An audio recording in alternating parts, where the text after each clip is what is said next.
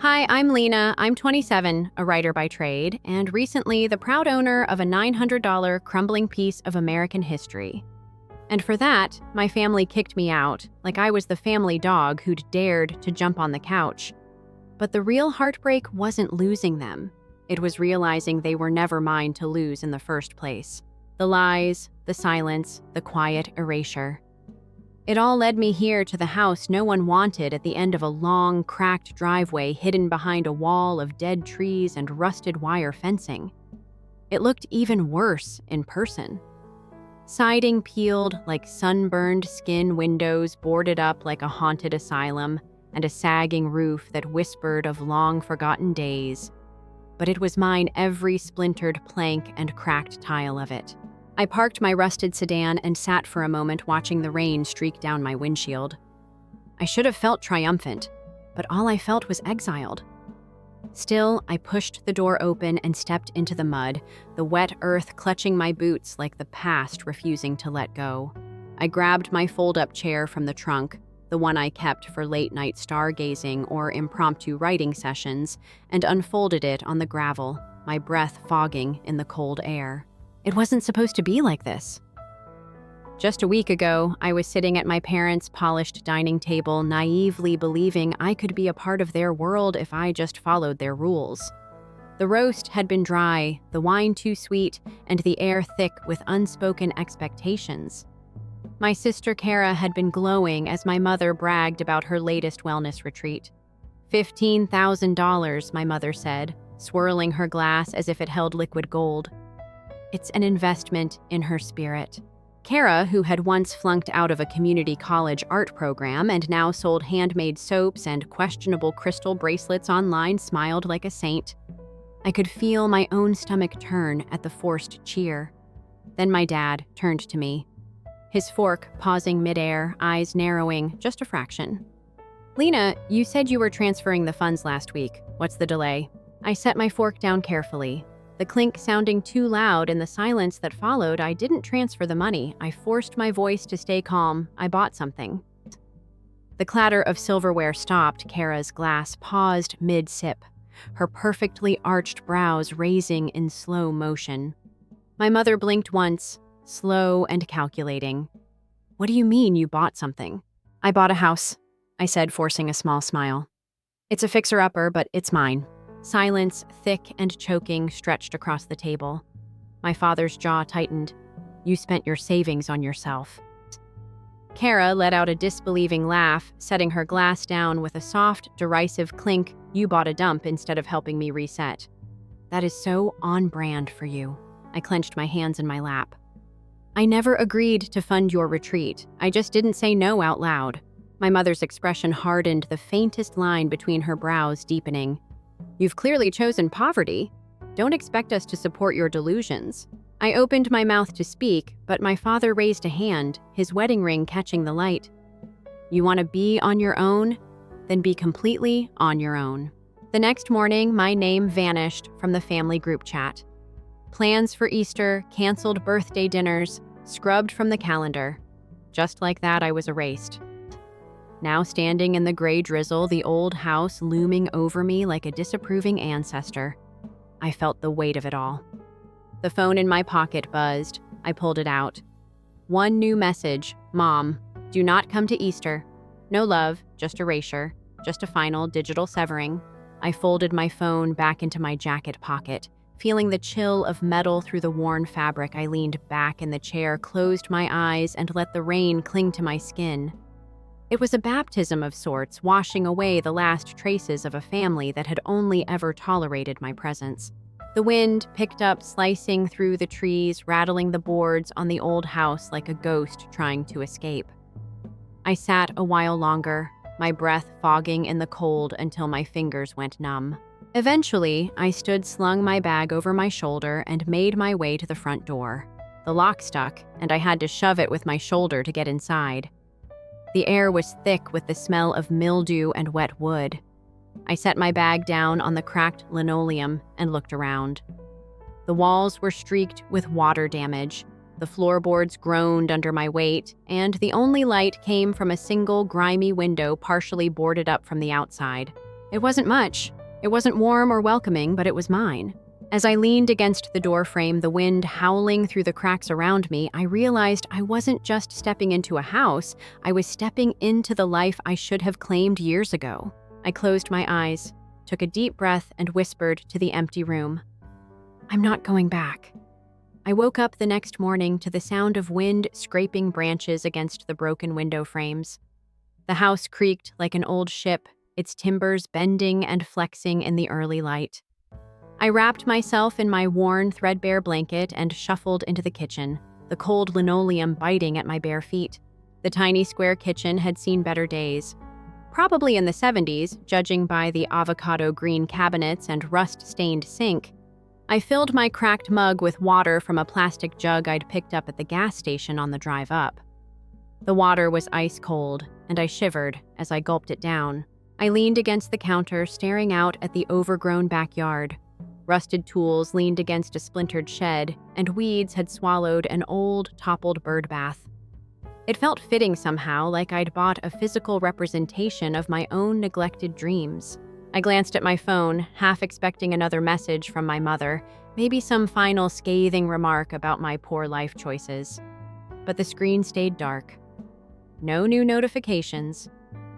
Just that single biting text from the day before still sitting in my inbox like a ghost.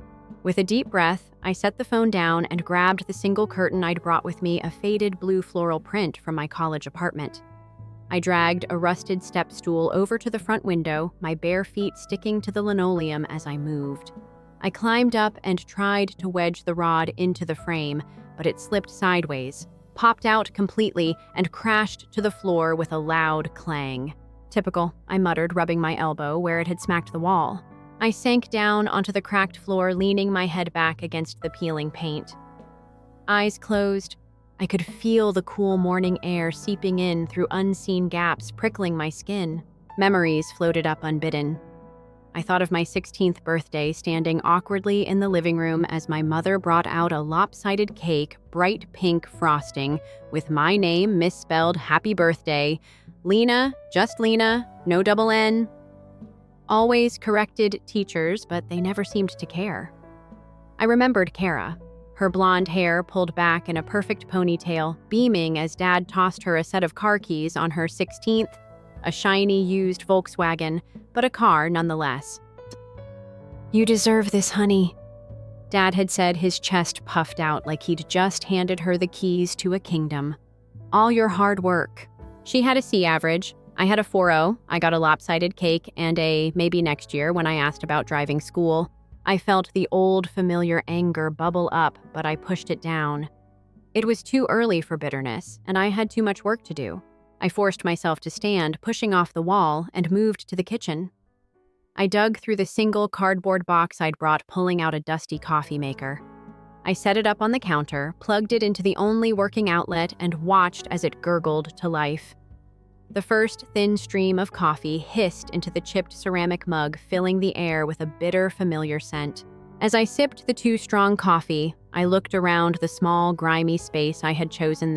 I had walked away from polished floors, shiny countertops, and perfectly curated family dinners. I had chosen this cracked linoleum, these creaking floorboards, and the endless, daunting task of rebuilding. I moved to the front door, squinting into the morning light. The front yard looked even worse in daylight. Weeds choked the crumbling stone pathway, and the mailbox leaned at a precarious angle, its rusted door hanging open like a yawning mouth. I stepped outside, the cool air cutting through my thin pajama pants. I stretched, feeling the damp morning dew on my bare feet, and breathed in the sharp, woodsy smell of wet leaves and cold earth. My phone buzzed from inside the house, the sound muffled by the old walls. I hesitated for a moment, half hoping it was Aunt Corinne, the only relative who had ever really seen me. She'd always been the one to sneak me an extra scoop of ice cream or slip me a crumpled 20 when my parents weren't looking. But when I stepped back inside and grabbed my phone off the counter, the name on the screen wasn't Aunt Corinne, it was Kara. "Hey, saw your new place on Instagram. Wow, bold move. Hope you've got a good plumber, LOL." I stared at the message, my jaw clenching. I could practically hear the smug tone in her voice, The barely veiled condescension, I typed a quick, sharp reply. Yeah, it's a bit rough, but it's mine. Enjoy your retreat. I hit send before I could second-guess myself, then tossed the phone onto the counter, the clatter echoing in the empty kitchen. I stood there for a long moment, the only sound the steady drip of the coffee maker and the low creak of the old house settling around me. Then slowly, a small defiant smile crept onto my lips. I had walked away. I had chosen this.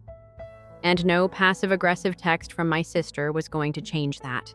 I picked up the mug, took another long, scalding sip, and turned to the small pile of tools by the front door. It was time to start rebuilding. 2 weeks in the house still smelled like mildew and bad decisions. I'd scrubbed every corner, ripped up musty carpets, and cleared out the nests of long-gone rodents. But the air still clung to my lungs like smoke. The nights were the worst. Cold drafts whispered through cracked window frames, making the floorboards creak and the walls groan like an old ghost. One morning, as I was prying a rusted nail from the sagging porch railing, my phone buzzed. I glanced down, expecting another passive-aggressive message from Kara, or maybe another guilt-soaked voicemail from my mother. Instead, it was Aunt Corinne. Aunt Corinne? Hey kiddo, heard about the house. Proud of you. Call me when you get a chance. I leaned back against the porch post, letting the message sink in. Aunt Corinne had always been the family's black sheep before I took over the role. She'd been the one to marry a scruffy musician, move to a cabin in the mountains, and never look back. My mother called her a flake, my father a lost cause, but to me she was the only family member who ever felt real. I dialed her number, the phone crackling as it connected. Hey baby, she answered, her voice warm and scratchy, like she'd just finished a long drag on one of her herbal cigarettes. How's the mansion on the hill? I snorted, leaning against the splintered railing.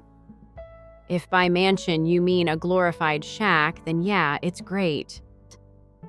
She laughed, a deep, throaty sound that made my chest ache with the sharp, sweet pang of nostalgia. That's the spirit. You settling in, okay? I hesitated, my eyes tracing the overgrown weeds snaking up the side of the porch. Yeah, as much as one can in a house that probably hasn't seen a real roof since Reagan was in office. She was silent for a moment, just the soft crackle of wind on the other end of the line. I'm proud of you, Lena. Really, it takes guts to do what you did. My throat tightened, a small hot ache spreading behind my eyes. Thanks, Corinne. She cleared her throat, the sound rough and raw. Listen, I've been thinking, if you ever need a break, the cabin's always open. I know you're trying to build something out there, but sometimes it helps to step back, catch your breath. I leaned my head back, staring up at the gray, shifting sky. I appreciate that, but I think I need to see this through, you know. She let out a long, slow sigh. I get it. Just promise me you'll take care of yourself, all right? Don't let them get in your head. I nodded. Even though she couldn't see me, I won't. Thanks for calling. Anytime, kiddo, love you. Love you too. I ended the call and slipped the phone back into my pocket, my fingers tingling with the residual warmth of her words. It felt good to be seen, even if it was only by one person. I turned back to the porch, my eyes settling on the battered front door. It hung slightly crooked, the hinges rusted and loose. I grabbed my hammer and a box of screws, gritting my teeth as I got to work. The rhythmic clang of metal on wood echoed through the empty yard, sharp and steady like a heartbeat. Hours later, as the sun dipped below the tree line, casting long, jagged shadows across the overgrown grass, I leaned back on my heels and surveyed my work. The door still looked rough, but it hung straight now, solid against the frame. I wiped the sweat from my forehead, feeling the grit of dirt and old paint against my skin. The air was cooling quickly, a sharp bite creeping in as the last traces of sunlight bled out of the sky. I stepped inside, pulling the door closed behind me with a satisfying, solid thud. For the first time, the house felt a little more like mine. As I made my way to the kitchen, my phone buzzed again. I pulled it from my pocket, half expecting another message from Kara. But it was Aunt Corinne again. Aunt Corinne P.S. If you need help, don't be too proud to ask. Even the strongest people need a hand sometimes. I let out a long, shaky breath, the tension in my shoulders easing just a fraction. Maybe I wasn't as alone as I thought. I dropped my phone onto the kitchen counter, the screen reflecting the dim, flickering glow of the single naked bulb hanging from the ceiling. The house creaked around me, settling into its newfound stability, and for the first time in a long while, I felt a flicker of something like hope. I grabbed my toolbox from the corner, flipping it open and pulling out a handful of mismatched screws. I had a lot of work to do, but that was okay. For once, the work felt like mine. A few days later, I was halfway through ripping up the warped, water-stained floorboards in the living room when my phone buzzed again. I wiped the sweat from my forehead with the back of my hand, leaning against the exposed beam I'd unearthed from under layers of cracked linoleum. It was Kara. "Kara, Mom's birthday brunch this weekend, you should come." I stared at the message, my heart doing that strange, hollow twist it always did whenever my family reached out. It felt like a setup, like a cat batting at a half-dead mouse just to see if it still had any fight left. I tossed my phone onto the nearest pile of broken boards and grabbed the crowbar, wedging it under another stubborn plank. I pressed down the wood, creaking and groaning before finally splintering away from the frame. The thought of sitting at a polished, too-bright table listening to my mother prattle on about Kara's latest social media milestone made my skin crawl. I could already hear the veiled barbs, the passive-aggressive digs about my quaint little project, and how brave I was for choosing a life of financial ruin. But as I straightened up, catching my breath in the cold, stale air of the old house, I realized something I didn't have to go. I didn't have to play their game. I picked up my phone thumbs hovering over the keyboard. For a brief, wild moment, I considered typing out something brutal, something that would cut deep enough to leave a scar. But instead, I just typed, "Me can't busy. Hope it's nice." I hit send and tossed the phone back down. My heart still racing, I leaned my weight against the crowbar, staring at the mess around me. Torn-up boards, old nails, and bits of shattered glass glinted in the weak morning light filtering through the cracked window. I took a deep breath, letting the cool, damp air fill my lungs. I'd chosen this mess, this chaos, this absolute wreck of a house, but it was mine, and I'd be damned if I let them drag me back into their carefully curated, picture-perfect world.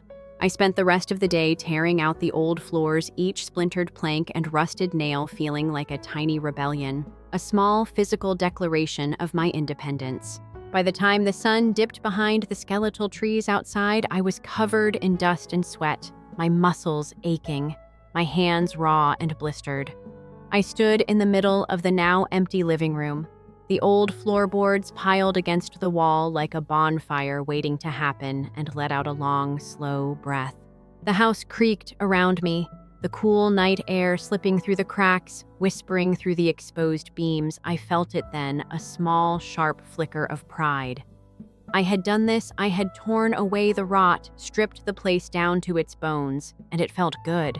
I staggered into the tiny, grimy kitchen, grabbing the last cold beer from the ancient, wheezing mini-fridge I'd found at a yard sale. I twisted off the cap, leaning back against the counter as I took a long, slow swig. My phone buzzed again, the screen lighting up with another message from Kara. I groaned, setting the beer down with a sharp clink. "Kara, we need to talk family meeting Sunday. Don't ignore this." I stared at the screen, my pulse thrumming in my ears. "Go to meeting." The words felt like a threat, a thinly veiled command disguised as an invitation.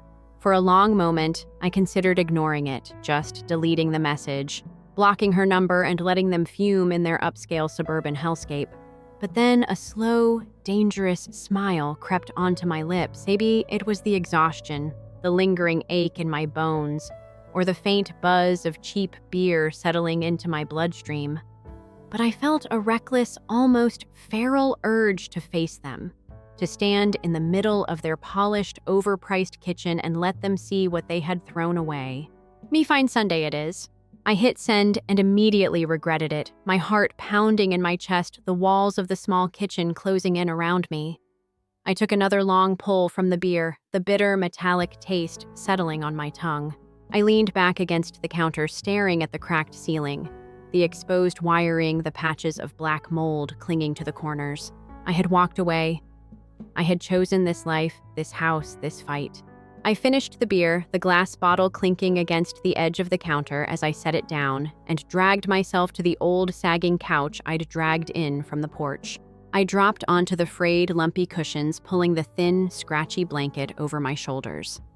I closed my eyes, letting the cold air settle around me. The house groaning and creaking like an old, tired ship. I had made my choice. Now it was time to see it through. Sunday came faster than I expected. I spent the morning pacing the kitchen, the old linoleum creaking under my boots, my hands trembling as I gripped my chipped coffee mug. I hadn't been back to my parents' house since the fallout, and the thought of standing in their pristine, over-decorated kitchen made my stomach twist. I glanced at my reflection in the cracked, dust-covered hallway mirror. Dark circles etched under my eyes, dirt smudged along my jawline, hair pulled back in a messy ponytail. I looked like someone who'd spent the past month crawling through attics and ripping up floorboards, which, to be fair, I had. I set the mug down, the ceramic clinking sharply against the edge of the sink, and grabbed my jacket from the hook by the door. I hesitated for a moment, my fingers tightening around the worn leather. I didn't owe them this. I didn't owe them anything, but if they wanted a show, I'd give them one. The drive back felt strange, the familiar twists and turns of the suburban streets passing by in a blur, the towering pines, the manicured lawns, the perfectly spaced picket fences. Everything felt too bright, too sharp, like I was driving into a postcard instead of a place I had once called home. I pulled into the driveway, my tires crunching against the flawless gravel, and stared up at the house. It hadn't changed. Still white siding, black shutters, and a neatly trimmed hedge lining the walkway. The porch light flicked on as I approached the automatic sensor, catching my movement, bathing me in harsh artificial light. I squared my shoulders, took a deep breath, and knocked. The sound echoed in the quiet morning air, sharp and hollow. The door swung open, and my mother's face appeared, her perfectly arched brows pulling together as she took me in. Her lips pressed into a thin line, eyes flicking over my dirt-streaked jeans and scuffed boots. "Lena," she said, her voice clipped and cold. "Come in." I stepped over the threshold, the smell of lemon polish and expensive candles hitting me like a slap. The house felt smaller somehow, the ceilings lower, the walls closer. I followed her down the hallway, the polished wood floors creaking faintly under my weight into the kitchen. Dad was already at the table, his jaw-set fingers wrapped tightly around a steaming mug. Kara stood by the window, her arms crossed, nails tapping against her bicep in a rapid, nervous rhythm. She glanced at me as I entered, her lips twitching into a tight, forced smile. "Good to see you, Lena," she said, her voice too bright, too sharp. "Glad you could make it." I leaned against the doorframe, crossing my arms over my chest. "You said you wanted to talk, so talk." My mother's eyes narrowed, the corners of her mouth tightening as she pulled out a chair. "Sit?" I hesitated, my pulse thrumming in my ears, but eventually stepped forward and sank into the chair, the hard wood pressing uncomfortably against my back. For a long moment, no one spoke. The only sound was the faint hum of the refrigerator and the distant muffled chatter of a morning talk show playing in the living room. Finally, my father set his mug down with a sharp final clink. "We need to talk about your choices, Lena." I bit back a bitter laugh, my fingers digging into my forearms. My choices. Kara sighed, pushing off the window and moving to stand behind my mother, her shadow stretching long and thin across the polished tile floor. "Lena, we're worried about you." I felt my jaw tighten, my pulse pounding in my ears. "Worried about me. You kicked me out. You erased me." My mother's eyes flashed, her nails clicking against the polished wood of the table. "You chose this. You chose to walk away." I leaned forward, my fingers curling around the edge of the table. "I chose to stop funding your lifestyle. I chose to stop being your backup plan, your safety net, your silent supporter." Kara's face tightened, a faint blush creeping up her neck. "We're family, Lena. We support each other." I laughed, the sound harsh and bitter in the sterile, lemon-scented air. "Support each other. You mean I support you while you play the perfect daughter and I fade into the background, right?" My father's jaw clenched, his knuckles white against the mug. "That's not fair, isn't it?" I shot back, my voice rising. Because from where I'm standing, it looks like I was only family when I was useful to you, when I was paying your bills, covering your retreats, funding your carefully curated lives. Silence fell heavy and choking, the air crackling with tension. My mother's eyes darkened, her fingers curling into tight, trembling fists. You've changed, Lena. You're not the same girl we raised. I leaned back, a slow, dangerous smile creeping onto my lips. No, I'm not. I finally realized I don't owe you anything. Kara's face twisted, her perfectly painted lips parting in a sharp, indignant breath. That's not true. We've always been there for you. Always. I pushed my chair back, the legs scraping against the tile. With a sharp, grating screech, I felt the old, familiar rage bubbling up hot and bitter in my throat. You were there for me, I snarled, my voice echoing off the spotless walls. You erased me. You deleted me from the family group chat, cut me out of holidays, ignored my calls. You made it clear where I stand. My father's jaw tightened, his eyes flicking to the side, avoiding my gaze. Lena, this isn't. But I was already turning, my boots thudding against the polished floor as I stormed down the hallway, the walls pressing in around me, the air too thick, too sharp. I reached the front door, my fingers curling around the cold brass handle, and paused, my heart pounding in my chest. I took a deep, shuddering breath, feeling the weight of their stares on my back, and forced myself to turn. Don't contact me again, I said, my voice low, sharp, final. You made your choice. Now live with it. I pulled the door open, the cool, fresh air washing over me, and stepped out onto the porch. I didn't look back. I didn't stop driving until the trees grew thicker, the houses smaller, and the roads twisted into tight, gravel-strewn curves. My hands trembled against the steering wheel, my pulse still thrumming in my ears, the sharp, bitter taste of adrenaline clinging to the back of my throat. When I finally pulled into the long, overgrown driveway of my house, the engine ticking and groaning in the sudden, oppressive silence. I just sat there, my breath coming in shallow, ragged bursts. The house loomed ahead, its crooked silhouette stark against the gray afternoon sky, the windows like empty eyes watching me approach. I cut the engine, the sudden quiet settling around me like a shroud. For a long moment, I just sat there, my hands still curled tightly around the steering wheel, my heart pounding so loudly I could feel it in my teeth. I had done it. I had walked away again. I shoved the door open, the hinges creaking in protest, and stepped out onto the gravel, my boots crunching against the small, sharp stones. I staggered toward the house, my legs trembling, my pulse still thrumming in my ears. The front door stuck, as usual, the swollen wood catching against the frame, but I shoved it open with a sharp, frustrated grunt, the old hinges groaning as I stumbled inside.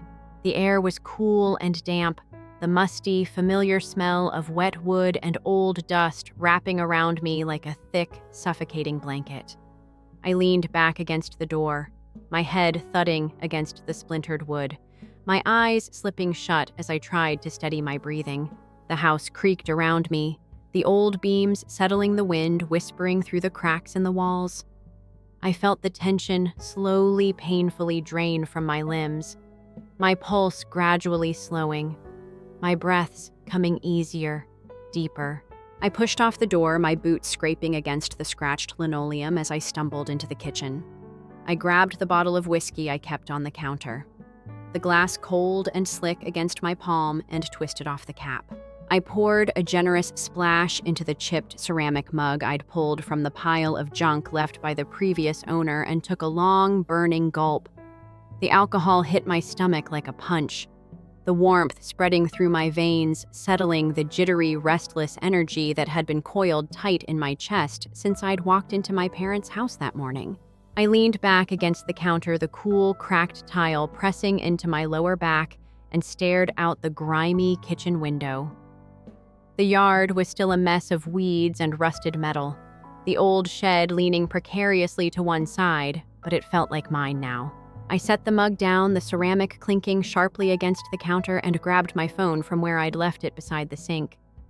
I hesitated for a moment, my thumb hovering over the screen, the faint, distant buzz of fear still whispering at the back of my mind. Then I opened the family group chat, the one they had erased me from, and typed a single final message. Me, don't contact me again.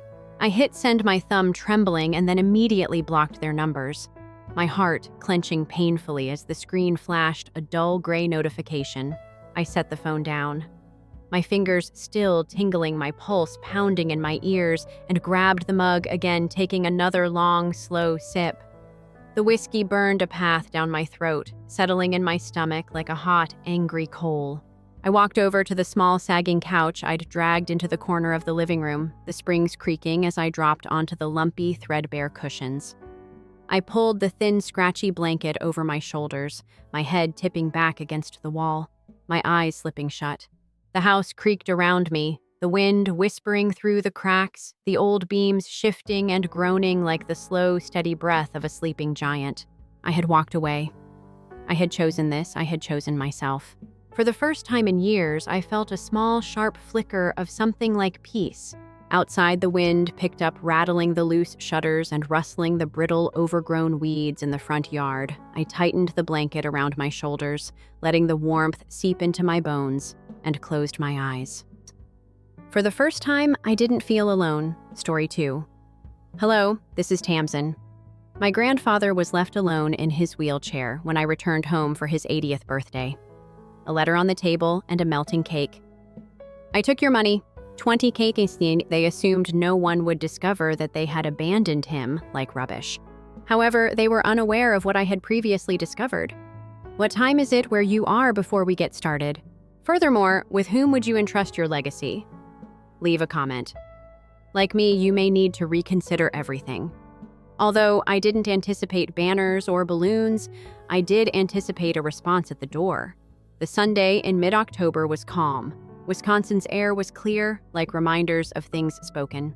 Maple leaves are strewn across crumbling pavement. My rented automobile hummed one last sigh before cutting off in my lap as I drew into the driveway. There was a little bunch of fresh carnations. Grandpa's favorite, I used a wool shawl that I purchased at a Tampa local craft market to bind them. Grandpa was always whining. His shoulders grew chilly. It had been years since I was home. Love never really invited me back, not because I didn't love it. I opened the screen door and it creaked. No sensation of cooking, no laughing, nothing but quiet. That dim old house too, dust and lemon oil. Scent. Grandfather, I called as I cautiously entered. Although tidy, the living room was unaltered. On the console, a couple party hats were still in their plastic wrappers. A single, partially deflated balloon was suspended from a Scotch tape piece. He was facing the window in the kitchen when I found him by themselves. Pale and a little shaky, his hands were resting on the arms of his wheelchair. Unopened on the counter, the birthday cake was chocolate with blue icing and was slowly crumbling on one side. His lips quirked into a feeble smile as he turned his head to face me. He whispered quietly, "Tam, I advised them to hold off. They claimed to have errands to run." "Run errands." I put the shawl over his lap and moved down to give him a gentle cheek kiss. The warmth and richness of the cloth were too much for the cold that had taken hold of this dwelling. Did they specify when they will return? Even though the answer was already posted on the refrigerator, I still inquired. The Scotch letter was quickly affixed, most likely using the same adhesive that was used on the depressing balloon, borrowed the money, 20K, from the joint account. "I'll be back." You see, I looked at it twice. The penmanship seemed impersonal and hurried, the same tone you would use with a colleague. Not your own sister, not family. The fire in my throat was swallowed. "Grandfather," I murmured softly as I knelt next to him. "Was there anything more Callista said?" He let out a sigh. His voice was heavy, yet his breath was shallow. "I informed them of your arrival and requested them to include you, that I found meaning in it. However, they said that it was difficult, intricate, once more that word." He turned his head away. "They were opposed to changing the date. I thought back to all the birthdays I had missed as a child. I didn't want to, since nobody informed me of the actual time or place I had reserved my flight months in advance.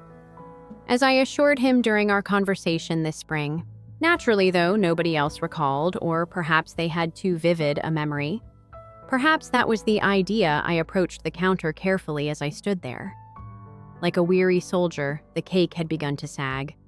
After staring at it for a while, I turned back to the message. The joint account.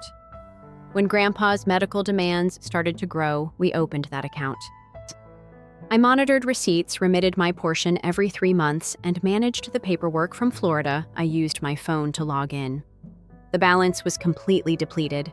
Each and every dime, I remained silent. I didn't cuss or yell. I simply placed my hand over that pointless note on the refrigerator and allowed the cold metal to chill me, I murmured. They didn't forget me. I was obliterated. Grandfather did not respond. He was not required to. Realizing the extent of the exclusion took less than 20 minutes. No additional chairs, no guests, no decorations, not even a card. Silently, I heated water, located 2 broken cups, and carefully sliced the cake. Grandpa's favorite jazz record was played on the dusty old player in the den while I wiped down the counter and fluffed his collar. His smile turned into a genuine one, even if it only lasted a minute. As we sat at the table, steam rising from our tea, I glanced down at my phone again. No texts, no missed calls, not even from Mom. I wasn't late, I was unwelcome. This wasn't neglect, it was strategy. I held my cup close, breathing in the bergamot and bitterness. Grandpa patted my hand. You always knew how to make things feel better. Tam? I smiled, but it didn't reach my eyes. Something inside me had shifted. I wasn't the same girl who begged for a seat at their table. I was older now, wiser, tired. They thought I'd stay quiet like always, that I'd fold under the weight of their silence. But that day I felt something stronger than sadness. Resolve. This ends today, I whispered. And I meant it. Grandpa's teacup still sat near his elbow. The steam long since faded. He was resting in his recliner, now wrapped in the shawl I brought, his eyelids fluttering between dozing and watching the wind outside. I had moved around the kitchen like a ghost, silent but deliberate. The cake was covered, the dishes done, and yet I couldn't sit still. My eyes drifted to the hallway. His room, the one they never showed in their photo updates. I walked down the narrow corridor, each step pressing deeper into my chest like a quiet heartbeat I couldn't ignore. The light in his room was dim. I turned it on, half expecting someone to yell at me for snooping. Old habits die hard. But the room was empty, just the scent of old linens, a jar of menthol rub on the nightstand, and a framed photo of my mother when she was young. Top dresser drawer. Grandpa had mumbled earlier, his voice cracking. There's something I meant to give you. I opened it gently. Tucked beneath mismatched socks and handkerchiefs was a shoebox worn soft at the corners, like it had been opened and closed 1,000 times. I sat on the bed, crossed my legs, and pulled off the lid. Photos, first, black and white. Some faded Polaroids. Me as a child, sitting in Grandpa's lap, coloring my kindergarten portrait. A birthday card I'd made him with crooked hearts and the word Grampy spelled wrong. And then the locket. I held it in my palm, felt the familiar weight inside my baby photo on one side. The other side was empty. I smiled through the ache in my chest. At the bottom, under a folded knit glove, was a document. My name jumped out first. Tamsin Lee Whitmore. It was a co-ownership draft dated years ago before the dementia started creeping in. Grandpa and I were both listed as future co-owners of the house, no Callista, no Brett. But it wasn't notarized. No stamp, no witness signature, just 2 names, and hope he must have presented it to them or attempted to. Maybe that's why Callista banned my number last year. Why Brett wrote the SMS in April stating, "You're usually so dramatic, Tam." Maybe remain in Florida this year. I clutched the paper hard. So that was their strategy. Keep me out of sight, then out of memory, and finally out of the will. I felt like I'd been sucker punched with velvet gloves. The worst treachery never shouts. It whispers. I turned out the light and slipped the shoebox back precisely the way I found it. My thoughts was racing as I hurried to the kitchen to check on grandfather again. He gazed, smiling faintly, when he spotted me. "Did you find it?" he inquired. "I did." He nodded like it pained to confess. "They stated you had your own life, that you didn't want to be tied down here. I never stated that, I know." A long hush passed between us.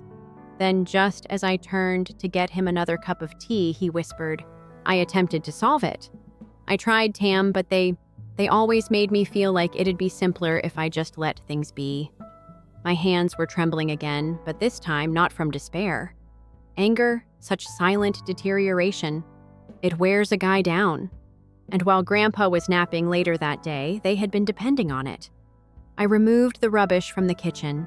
A glossy trifold with gold trim protruded from the side, a printed flyer paying tribute to our hero. A luncheon for Robert Whitmore in private. Today's date is at 1 p.m. Twin Cedars Event Hall is the venue. I nearly forgot the bag Brett was seen toasting in the picture. Wearing a blue jacket, Callista had that smug smirk she saved for funerals and press pictures, and she wore pearls. Grandpa wasn't present. Thus, he wasn't in the photo. I took out my phone, looked through Facebook, and found a whole album. What a lovely tribute. You two are such angels for helping your dad out.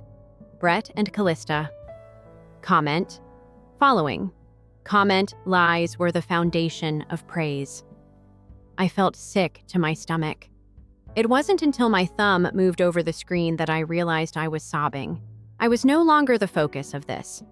For image management, they used Grandpa's name, face and face. He was completely unaware with the flyer in one hand and the lock in the other. I sat on the couch. Outside, a storm started to come in, causing the windows to rattle with fierce gusts. There's thunder outside. I sensed it reverberating throughout me. I opened my laptop at that point. Emails between Brett and a financial advisor I knew from when I attempted to ask about long-term care planning, screenshots, withdrawals, bank statements, and the joint account. The message on the refrigerator and everything else were there in bits and pieces, ready to be put back together. I took a date-stamped high-resolution picture of it. They assumed I wouldn't show up. They believed I wouldn't know. They were mistaken. I launched a timeline in a blank document. Not for me yet, not for the courts, because writing oneself back in is the first thing you do after being erased. I had recorded everything I could by the time the sun disappeared behind the trees and the house collapsed once again. I created a folder called Truth, backed up my pictures to the cloud, and gave each snapshot a date. I felt as though I was regaining aspects of myself that they believed were expendable when I clicked save. I got up stretched and went to get new linens from the guest room. A slip of paper flew out of the dresser drawer as I pulled it out, landing close to my foot. A snippet. The edges of old newspaper are fragile. I cautiously picked it up. Brett and Callista Bundy, local business owners, create family care. Legacy. They were shown standing outside Twin Cedars in a happy picture, like a quintessential couple that never skipped Sunday services. Their hands were interlocked. Below that, they talk about their years of commitment to taking care of elderly family members and resurrecting the family home as a hub for love and care amongst generations, multi-generational affection and nurturing. Numb, I sat on the bed's edge. I was not mentioned at all. No mention of the years I remained in Wisconsin while they took flights to beach retreats and networking cruises, or the months I spent feeding Grandma pureed carrots. Not even a mention of Grandpa's dementia diagnosis, for which I conducted research, monitored, and created care plans from a great distance. The whole tale had been altered. "You abandoned us," they said. "You didn't enjoy the responsibility," according to a statement made by a cousin I recall. No, I simply failed to make it visually appealing. I bit down on something hot that was rising in my throat as I closed my eyes. They were not only pilfering property, they were pilfering memory and heritage. Give credit. Everyone cheered when they rewrote my tale. I folded the paper gently while whispering, Grandpa napping softly in the chair. The house creaking with its customary noises later that night, the wind hitting the windows as if to warn me, and the faint moan of the floors. Then there was a knock, gentle, tentative. I blinked as I peered through the side glass. Gavin Callista son, age 17. Act quickly. His hands were jammed into his pockets as if he was worried they might betray him. I cracked open the door. Is your mother aware of your presence? He gave a short shake of his head. No, I had to speak with you. I opened the door for him. He had the odor of deeds and sorrow as a teenager. His eyes darted about as he sat at the kitchen table. Last year, they forced me to unfriend you. Told me that you were being challenging, that you attempted to take something that wasn't rightfully yours. I clenched my jaw, but remained silent. I took them at face value. His voice was low as he spoke. However, I overheard them conversing in the car today. Something caught my eye. He showed me a screenshot after taking out his phone and browsing through his gallery. A group chat was used. Callista, Brett, and several other people whose usernames I didn't recognize. We must ensure that she is no longer in the way. After reading one message, Callista herself sent another. Allow her to act like the victim. Either way, the estate will belong to us. I gazed at it. Not cruelty alone plan. Gavin appeared to want to vanish into the ground. I apologize, he muttered. I had no idea what they were actually up to. Slowly, I nodded. Yes, I did. I simply haven't been able to prove it yet. I believe Grandpa should know, he said before he left, but if they discover that I was present, they will be furious. That is not a concern for you, I said gently, but thank you for being braver than your parents. After he left, I sat back down with my laptop and typed in a name I hadn't thought of in years. Abram Stein, Grandpa's old lawyer. He'd helped draft a will long before Brett got involved. The numbers still worked. Mr. Stein, I asked when he picked up. Who's this? It's Tamsin. Robert Whitmore's granddaughter. A pause. Now, there's a name I haven't heard in a long time, he said slowly. I thought you moved overseas or something. They told me you wanted out of everything. I swallowed hard. I never stated that I never signed anything either. Another pause. This one longer. Interesting, he continued. Because your name disappeared from the draft trust around 4 years ago. They stated you'd signed a release. My heartbeat raced in my ears. I never saw a release. I certainly never signed one. I thought so. He mumbled. Since you were on the initial draft. I still have a copy. Want me to send it to you? Yes, please. After we hung up, I started a blank email and named it for legal reference. I sent images, dates. Gavin's texts, even a PDF of the bank withdrawal trail. Somewhere between wrath and resolution, I felt clarity. Not because I needed retribution, because I needed to breathe again with the truth. Around 2 a.m, Grandpa moved in the recliner and I assisted him in going to the restroom. He was moving more slowly now, each step, a test of patience and equilibrium. He sat back in the living room and gazed at me through those watery, pale eyes. He said, "They'll be back soon. They will pretend that nothing occurred." I touched his hand while crouching next to him. The next time they entered that room, I will not be silent. The doorbell rang just as Grandpa was finishing his breakfast for the morning. Like someone presenting fantastic news they didn't deserve, sharp and upbeat. Bracing myself through the lace curtains, I cleaned my hands. Callista was wearing a coral blouse that complemented her lipstick, and Brett was wearing a pressed polo shirt when I noticed them. Too big and eager are their matching smiles, empty. Like players entering a stage production, they rushed through the front entrance. Dad, happy belated birthday. Brett seemed like he was trying to sell something he knew wouldn't work since his voice was too high-pitched. Callista trailed closely after carrying a bakery box and pastel balloons in her arms. Remember that tiny shop you like? We brought cupcakes from there. I remained where I was in the kitchen archway. Callista's smile tightened as she leaned in to give me a hug, catching my attention. Just loud enough for me to hear, she whispered. She was still acting as a nursemaid, and her perfume had a manufactured and overripe rose scent. I didn't return her hug. Grandpa sat back in his chair and blinked at them, kind but aloof.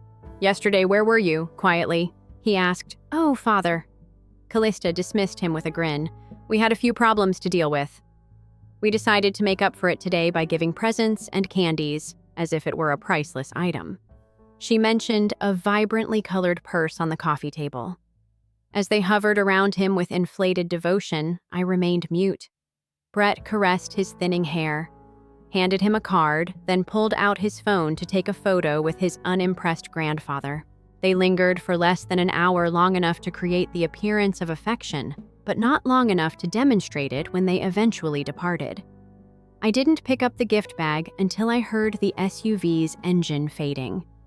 A financial finalization envelope was tucked inside tissue paper. No note, no card. That was the only thing that made my chest turn. I cautiously opened it, legal documents, a reverse mortgage form. One that would give Brett and Callista authority over Grandpa's house. At the bottom, Grandpa's signature was already inscribed, careless notarized. There was no mention of my name in the text. I raised it toward the window. The ink glistened. Little cupcakes had not been supplied. They had carried a ribbon-wrapped ticking time bomb. With a dagger in one hand, they carried cupcakes in the other, I whispered. I looked up the notarization date. 2 weeks have passed. Was this signed by him when I was still in Florida? I muttered out loud. Grandpa had said that he couldn't recall signing any significant documents. I now understood why, after 15 minutes, Brett came back by himself and said he had forgotten his sunglasses. He discovered me with the document at the dining table. After pausing, he grinned, sleeping in the guest room. Then I remained still. His signature was faked by you. He arched an eyebrow. Please pardon me, this document. Tapping the edge, I replied. This residence? Do you really think I'm going to let you come in here, show off some cupcakes, and use a pen to eat what's left of him? He laughed and took a step forward. You're exaggerating, am I? He leaned closer. Freezing Tamsin, who would believe you? Remember, you are the one who is estranged. I am the accountable son. The caretaker is Callista. You mail postcards and shawls. Slowly, I folded the paper and replaced it in the envelope. Perhaps no one has yet to believe me. He didn't respond. I sat next to him while the fire roared in the hearth and Grandpa slept close. He simply fixed his shirt and left whistling, as if this was all part of the routine that evening. He opened his eyes and peered a little. They used to beg for bedtime tales, I recall. His voice was full of weary nostalgia as he spoke softly. Fiction is now written in courtrooms. The knot in my throat was swallowed. Even though he hadn't seen the document, he had a gut feeling. Not all the details, perhaps, but enough. I brushed some crumbs off his clothes and wrapped a blanket around him. He smiled gently at me and went back to sleep, whispering my name as if it were the only thing that had ever been real in the narrative. I classified the document as mortgage fraud, uploaded it to my truth folder, and sent Mr. Stein a copy via email later that evening. The next name on the document was a notary, so I shut off the lights, sat in the dark, and waited. She was also supposed to return the next morning for a final assessment based on the signing date. And all of a sudden, the bag, the cupcakes. Brett's fictitious sunglasses quest made sense. They weren't making anything up, they were acting. I had only slept for 2 hours by daybreak. Encased in a plastic sleeve, the document rested next to my coffee mug on the kitchen counter. My resolution had completely risen, even though the sun hadn't. The doorbell rang once again while I was washing out Grandpa's cup. A new tone, this one more somber and businesslike, rhythmic effective. When I answered the door, I saw a woman in her late 50s with a leather portfolio in her hand, wearing a blue suit. Good morning, I am notary. Public, Susan Eldridge. I was scheduled for final signings this morning by Mr. Carson. The name on the reverse mortgage documents was Mr. Carson Brett had most likely buttered up to a local loan officer. Slowly, I moved aside. Naturally, voice level. Come in, please. She trailed behind me into the eating area as the woman put down her luggage and started to spread out paperwork. Grandpa remained in his chair by the fireplace, sleeping soundly with a blanket over his knees. He peered at her, stirring his eyes. Are you someone I know? Susan gave a tentative, courteous grin. You, sir, we met last month. You put your signature on preliminary paperwork. All I need today is your final clearance." As I brought out 2 mugs and offered coffee, I turned to face the counter and tried to gather myself. "Or tea." "Perhaps?" She paused. "Tea, yes, thank you." I made my way to the hallway where I had left my phone to charge overnight while the kettle boiled. I needed eyes on an issue, so I texted Dana. "Is it possible to FaceTime with 10 notaries here?" A big step on the way. Then 3 spots pulsed at once. "Indeed, I'm prepared. If necessary, make a note, but don't sign anything." Susan squinted when I asked for her ID. When I returned with 2 cups, naturally, she gave it to me clearly. Startled by my cool examination, I launched FaceTime and clicked the audio recorder on my phone while feigning to scan it. "Just a second." With the phone tilted toward the table, I said, "Beside the documents, its screen softly illuminates Dana's face in a rectangle." I then took a seat. I spoke calmly before we started. "Who specifically requested this visit, please?" This last signing was started by whom? Susan gave me a perplexed look. It was Brett Carson who told me. He said that all issues with Mr. Bundy's family had been resolved. She looked to Grandpa, who had read it over, and nodded. "He hasn't," I answered in a forceful voice. "You are currently speaking with Dana Atwell, a California licensed elder law attorney. She wants to hear it." Susan blinked, now unsure. "Is this acceptable?" Dana's voice was crisp and composed. "We have every right to record a procedure that could include elder financial abuse. For now, I'm only a spectator." Susan's hands on the table froze. I didn't know. With a jarring sound, the door opened with his sunglasses dangling from his collar. Brett entered like a tech dude from a tiny town. "Fantastic. Susan, is everything ready?" He looked around, obviously not anticipating a crowd. He said, glancing beyond me to the folder she had begun to read. "We're all set here." I responded, "No, Brett, we're not." He stood up straight, a tightening of the smile. "Please don't let this get to you, Tamsin. This was scheduled behind Dad's back. He has no recollection of you doing it." Did I blink as slowly as Grandpa did? Not precisely. My voice rose a little as I spoke. "And you've manipulated him by taking advantage of his confusion."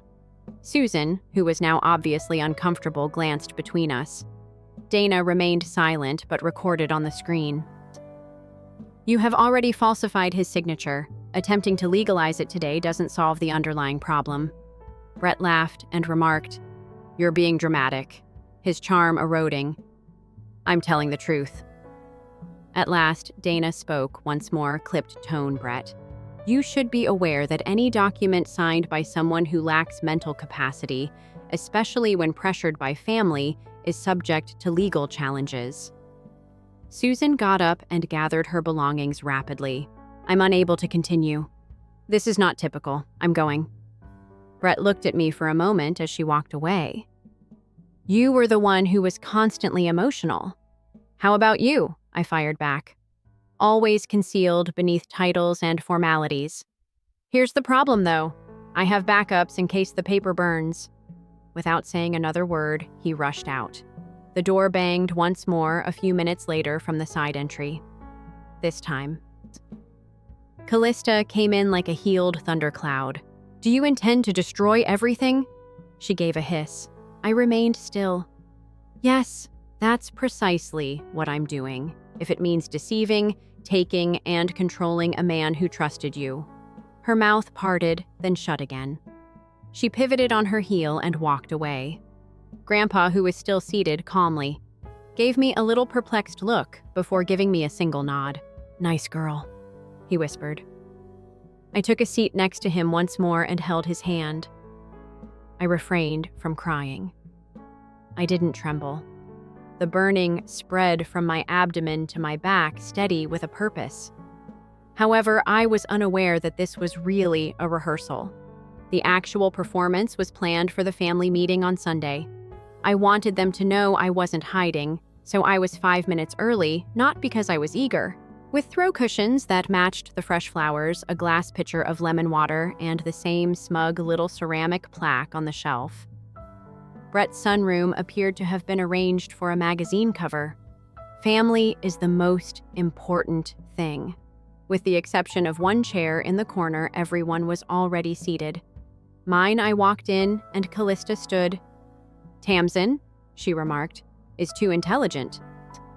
We appreciate you taking the time," with my canvas folder tucked under my arm. I smiled tightly at her and entered. Before we started, Brett pointed to the chair as if he were sitting a defendant. "Smoothly," he said. "We simply wish to make things clear. Just family, no drama, no strain," like a talk show presenter. Callista clasped her hands as I sat there. "We're all worried.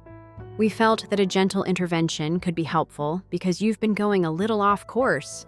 Brett handed a stack of papers across the table to me after she nodded. 5 written sheets, 1 claw, and a caretaker agreement.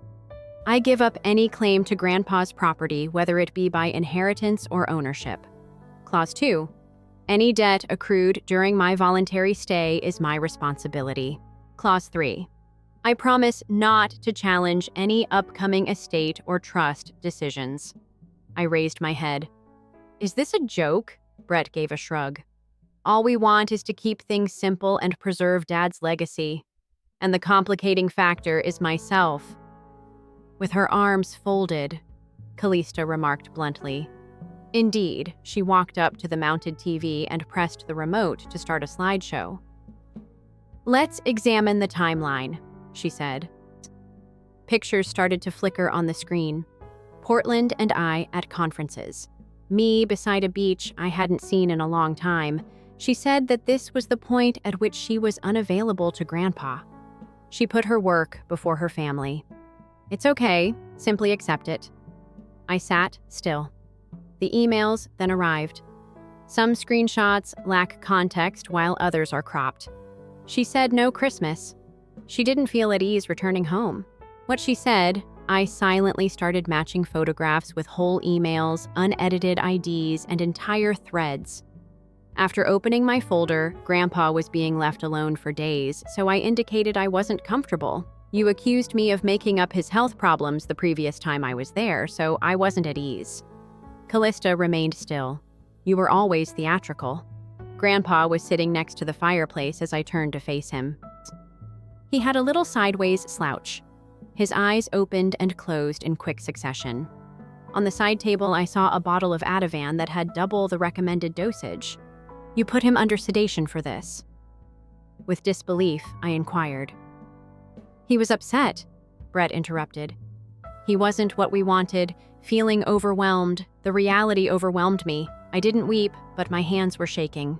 You built this whole theater to play noble airs while ignoring the one person who provided him with food, clothing, and attention." Brett reclined. "Nobody is benefiting from this." "No," I concurred. "It didn't, not him in particular." Then there was a glitch on the projector screen. I saw something that struck me more forcefully than anything they had spoken through the transparent curtain behind a rope that had come free. The cake for the birthday. Days before, I had discovered the identical cake melted on the counter, now still unaltered. Dried and crusted, seated on a foldable plastic table. Ignored, similar to him, similar to me. I felt sick to my stomach. Callista looked at me and then sneered. "Oh, that. We intended to discard it," I said. "You couldn't even do that much." The room was silent for a moment. There was no quiet, only the heavy, suffocating hum of unease and unsaid things that sat in between each sentence. I got to my feet, went to the table, and took the cake without asking or shouting. I was surprised by how light it was. "Can you recall the day when this occurred?" I turned to them and inquired. Brett blinked. "What Grandpa's birthday was celebrated with this cake. You left him alone after telling him you were taking him out. You shared photos from another gathering. While your father sat in a room forgotten, you grinned in front of strangers. You now want me to sign away the last bit of stability he has." Quiet. I went back to my chair, slowly, consciously. "His legacy will not be this," I said, "and it will definitely not be mine." Nobody made a move. They were anticipating me exploding, screaming, and storming off. However, I didn't. Rather, I opened my folder and spread out copies of certified logs, bank statements, and medical papers. "This is the truth," I said, "nor your well-chosen falsehoods, nor your PowerPoint." And I recognized something when I saw Callisto's tight-cornered, uncertain face. I didn't frighten them. They feared that I would become silent. The sunroom's air remained stagnant. The breeze seems to pause its breath as well. Every eye in the room was watching me, waiting for me to lose it, to strike back, to shout. However, I didn't. I simply nodded as I observed each of them, their polished shoes, their frozen grins, and the phony empathy encased in layers of performance. I was done playing defense, not because I agreed. I gently knelt down, took out the folder I had kept sealed for months from my tote bag, and waited for clarity rather than retribution. I responded quietly, "Maybe you'll listen to his voice if there are no ears for the truth in this room." I took out my phone, pressed play, and accessed the voice memos. Grandpa's voice captured one peaceful day when I was trimming his fingernails beside the window, filled the room with a deep, gravelly sound. "I see what they're doing, even though I know they believe I'm too old to notice. Only Tamsin managed to maintain her humanity. I have nothing to offer her." Timely. Nobody spoke, not even Callista. I let the quiet speak for itself. After that, I moved another paper across the table. I came not to quarrel. "I came to clarify," I said. 6 months ago, in front of an independent notary and a certified hospice nurse, Grandpa personally signed and saw a notarized power of attorney. Everything is bound and lawful. I gave the paper a tap. I have complete financial and medical power thanks to this paper. Brett waved it about last week, but this one is better. The one without a witness stamp and the mismatched signature. Callista reached for the sheet. Her gaze swept across the page. "It's a lie. You played tricks on him. No, you hushed him after I interrupted." "There is a distinction." Brett interrupted her as she separated her lips. He said, his voice trembling a little. "This isn't real. We can't be taken by surprise. I said you just disregarded it, not that you did."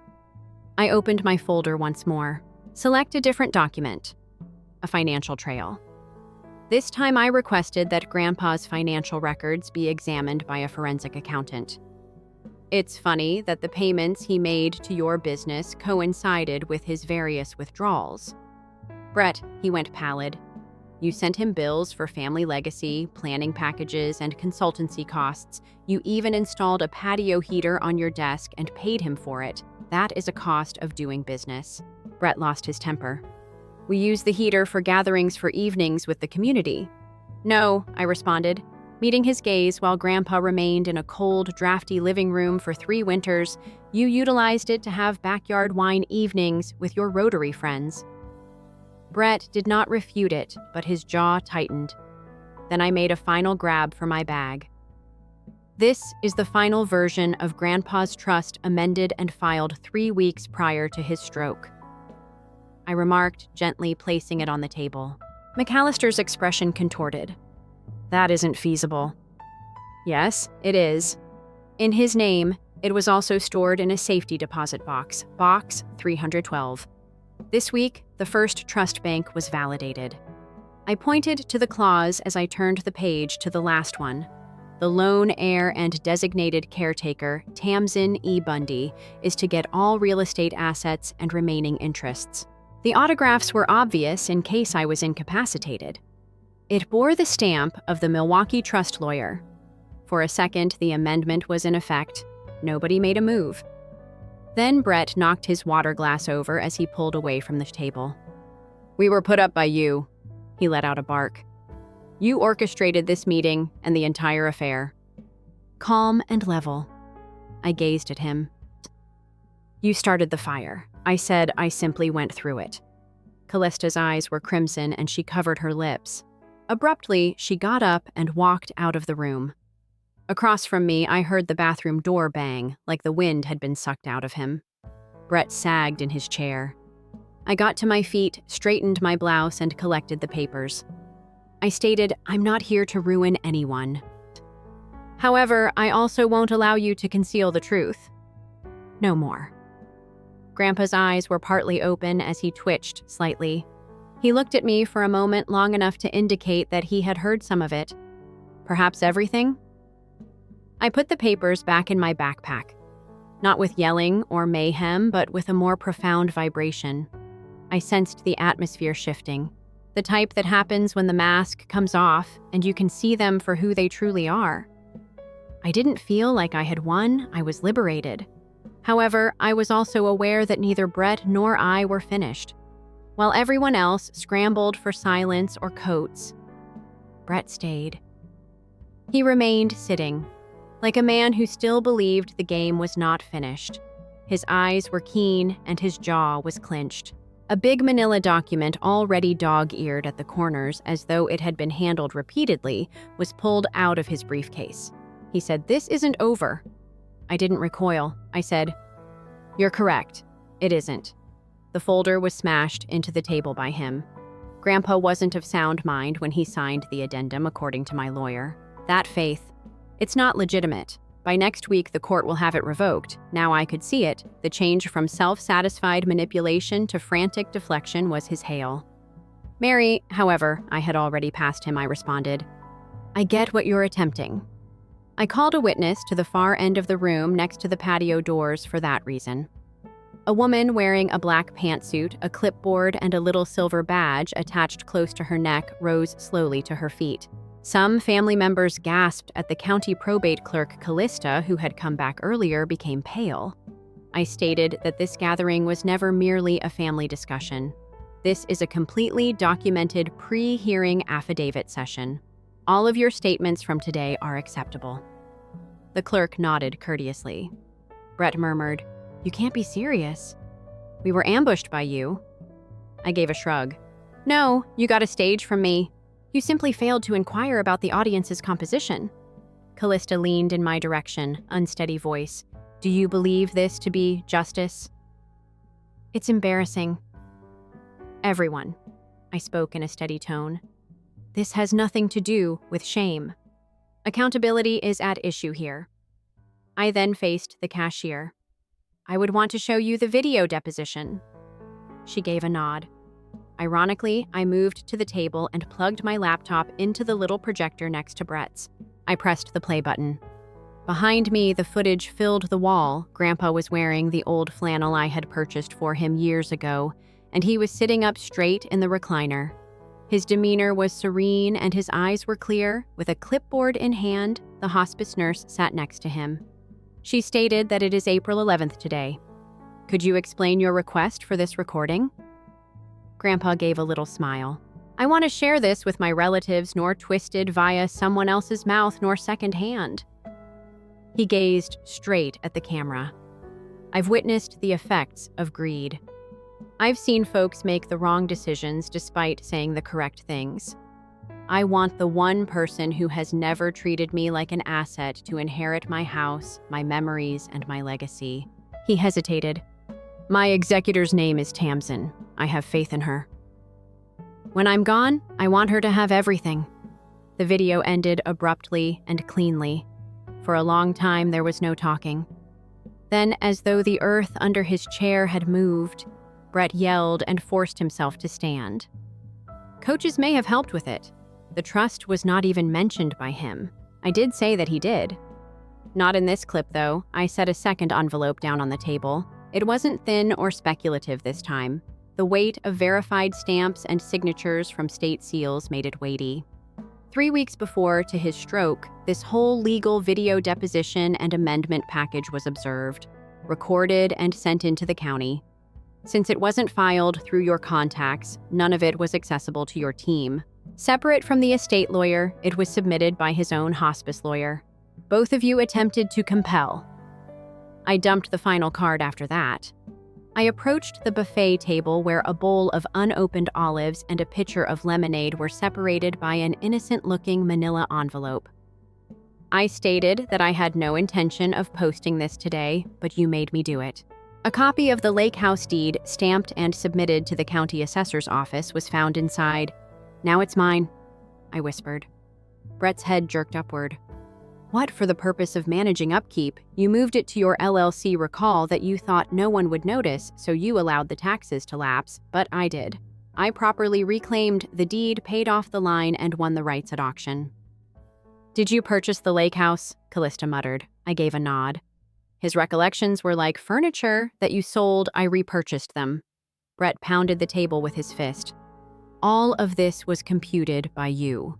You pursued us using him. No, I didn't come after anyone. I stated you ignored him. I simply couldn't continue to be the silent one who cleaned up your mess. The room began to change. The show was falling apart. A few of relatives finally excused themselves. Uncle Drew stood silently in awe. A tear even escaped Aunt Margie's cheek. Callista's lips quivered as she dropped her eyes. Brett wasn't finished, though. He sprang forward, knocked over a glass of iced tea paper, and scattered 2 employees from the courtroom who were standing silently near the front. One of them touched his shoulder firmly. You must calm down. Sir. Brett's face twisted in shock as though he should have been given more opportunities, but nobody spoke up to protect him. After gathering my paperwork and giving the clerk a courteous gesture, I went outdoors into the chilly late afternoon air. My face was pricked by the air. My breath caught clouds. I couldn't see yet. I wasn't chilly. I didn't feel like I was fleeing anything for the first time in years. As the door behind me closed, I was moving in the direction of something greater. Justice didn't make noise. There were no fireworks or cheers. Sometimes it took the shape of a recovered house, a folded paper, or a single line captured on camera. This was not retaliation. It was a restoration. It was a calm journey back from town. The only sounds were the rumble of tires on gravel and the wind occasionally whistling through window gaps. Grandpa was sleeping gently next to me in the front seat. Since we had left the courthouse, he had remained silent. He didn't have to. As we left through the doors, his fingers found mine and refused to release. The sun had begun to slowly set by the time we arrived at the lake cottage. Everything was transformed into gold by the sun, including the ancient canoe resting next to the shed and the deck water. It was the type of light that brought back memories of things you had been trying to ignore for years. After parking, I assisted Grandpa in getting into his wheelchair and positioned the blanket over his lap. As we rolled onto the porch, his head leaned slightly toward the water. He breathed steadily but shallowly. Weeks had passed before it arrived. Really, months, however, we had returned at last. There was a little table on the dock's edge, a fresh cake on it, like the one from years ago, chocolate. This time it wasn't a retail purchase. That morning, when the house still smelled of dust and cedar and faraway echoes, I had baked it myself. I lighted just 1 candle. The lake breeze caused the flame to flicker, but it held. I said, "Happy 80th. Grandpa." A soft grin curved his lips. "Is this for me?" I gave a nod. "It is, of course." After a lengthy moment of staring at me, something clicked. His eyes, which were always cloudy, suddenly became slightly clear. "Tamsin," he said. He recalled. Tears were threatened. However, I suppressed them using a fork. I carefully cut a soft square out of the cake and put it on a tiny dish. I said no, melting this time. He laughed. "Excellent. When it soaked all over my shirt, I always detested it. For the first time in years, we shared the cake while sitting quietly. It had nothing to do with birthdays, inheritances, or who received what. We were alone in the end. Grandpa was put to sleep inside later that night, and then I went out onto the back porch to let the darkness envelop me. Behind me, the lake house gleamed dimly, the last of the light glinting through its windows like ancient eyes that would not close. After taking my phone out of my pocket, I looked through the most recent updates. The inquiry had been made public. Officially, Brett was being charged. A long litany of financial misdeeds, including document manipulation and elder abuse. An audit had been initiated by the IRS. He has been the target of legal lawsuits for corporate fraud from 3 distinct families. On the local forum, one of his previous customers wrote a warning. "He'll smile while robbing you blind," was the headline. I wish I could say I was satisfied, but in reality, I simply felt like I was done. Mom hadn't given a call, not even an SMS message. She informed a neighbor that I had planned a takedown out of resentment the last I heard. At the court, she was unable to meet my gaze. She failed to appear at the last hearing. Perhaps she didn't trust me. Perhaps it was more painful to acknowledge that she knew and yet allowed it to occur. However, I no longer need her interpretation of closure. I entered what had been Grandpa's den, the studio. Last month, I asked veterans to paint watercolor landscapes on the walls. Wheelchairs scratched the floorboards, but nobody seemed to worry. The armchairs were covered with blankets. A record player is humming softly in the background, and there is a pinned notice on a corkboard close to the window. The Willow Lake Retreat. For those who sacrificed all and were overlooked. So far, 4 artists have stayed. 1 hospice nurse, 2 previous caretakers, and an elderly sculptor who hadn't worked with clay in years. It had nothing to do with money. It had never been. It was about returning the dignity and silence that had been stolen so many times. The mail slot in the front door creaked open as I sat down to go over some intake papers for the visitors the following month. The envelope fell to the wooden floor and I heard it. I lifted it up and turned it over. No address for return. To the lady who made all the difference.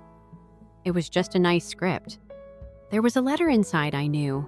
Brett, 10 years ago, but you don't know me. Tamsin, the fantasy. He sold me ended up being a lawsuit. With the exception of my kid, I lost almost everything. I recognized the identical expression in your eyes that I had worn for years when I heard your name on the local news. Exhaustion and determination. You did more than merely keep your grandfather safe. You confronted those who depend on others being silent. He wasn't merely saved by you, you also rescued others like myself. Thank you. After reading the letter twice more, I carefully folded it and tucked it inside a leather-bound diary in which I recorded visitor accounts. Not for show. Only for me, a silent repository of fortitude. I stepped out onto the dock again. The lake remains moonlight on glass. My image turned back to face me. Neither younger nor older, just more precise. Grandfather woke up in his sleep somewhere behind me, and something at last calmed down inside of me. Not retaliation, not triumph, calm. We lose family members occasionally. Creates room for the strength we didn't realize we have, and justice doesn't always yell. It enters remains after lighting a candle. Was there ever a time you had to recover something your relatives attempted to destroy? Tell me in the comments. I read all of them.